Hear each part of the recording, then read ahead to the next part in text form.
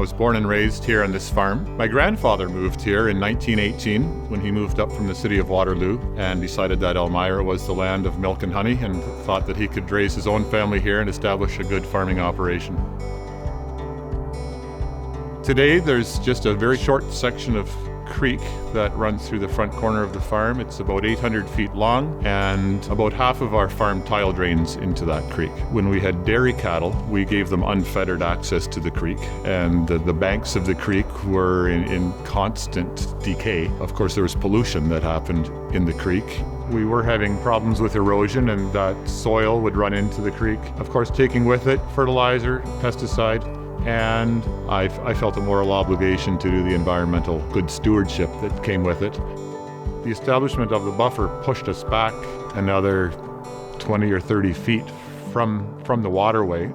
The riparian buffer can be defined as managing the transitional zone between an aquatic ecosystem and a terrestrial ecosystem with perennial vegetation. It is recommended as a best management practices to have trees and shrubs and grasses in order to control non-point source pollutants entering the water source and thereby enhancing the water quality.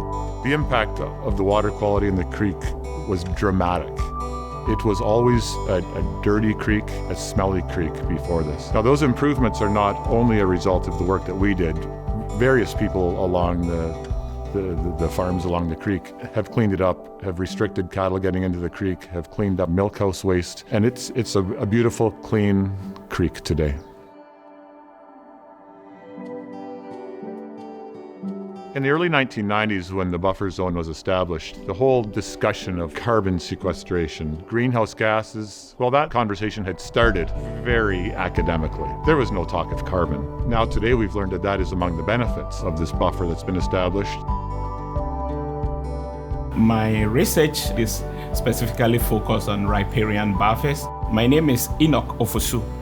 I'm a PhD student in the University of Guelph. I'm looking at the ability of these riparian buffer systems to capture atmospheric carbon dioxide into specifically soils and in biomass. We have realized that in the tree buffers, the carbon sequestration potential is 47% higher in the tree buffers than in the grass buffers. My project is to see the effect of 3 different factors on soil organic carbon stock sequestration by the riparian buffer system. Those factors are soil type, vegetation type, and vegetation age. Initially, we didn't have any idea about these trees and which tree can sequester more carbon and which tree can benefit for the carbon sequestration, right? Now we can definitely say from my study, if a landowner want to establish a riparian buffer system, I would recommend them to plant deciduous trees because they can sequester way more carbon than the coniferous trees. When we have trees, we have carbon sequestration also in the above ground component, which would be the stem and the branches. The leaves, of course, fall each year. And also below ground, meaning the root system.